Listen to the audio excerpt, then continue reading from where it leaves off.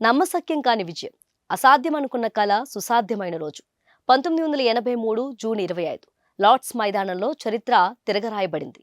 West Indies ఆధిపత్యానికి చరమగీతం పాడుతూ Kapil devils ప్రపంచాన్ని జయించిన క్షణం. అప్పటికీ ఇండియా అంటే కేవలం ఒక అండర్ డాగ్ మాత్రమే. కనీసం గ్రూప్ స్టేజ్ దాటుతుందని కూడా ఎవరూ ఊహించలేదు. కానీ జింబాబ్వేపై కపిల్ దేవ్ ఆడిన ఆ 175 పరుగుల ఇన్నింగ్స్ భారత జట్టులో గెలవాలనే కసిని నూరిపోసింది. ఫైనల్లో ఎదురుగా ప్రపంచ ఛాంపియన్ వెస్టిండీస్. భారత చేసిన స్కోర్ కేవలం 183. అందరూ విండీస్ గెలుపు ఖాయమనుకున్నారు.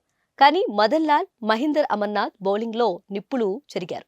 వివ్ రిచార్డ్స్ కొట్టిన ఆ క్యాచ్ ను కపిల్ దేవ్ పరిగెత్తుకుంటూ పట్టిన తీరు మ్యాచ్నే మార్చేసింది. వరుసగా వికెట్లు పడుతుంటే ప్రపంచం నివ్వెరపోయింది. చివరికి అమర్నాథ్ వికెట్ తీయగానే లార్డ్స్ మైదానం భారతీయుల కేకలతో మారుమోగిపోయింది. వెస్టిండీస్ కోట బద్దలైంది. భారత్ విశ్వ విజేతగా నిలిచింది.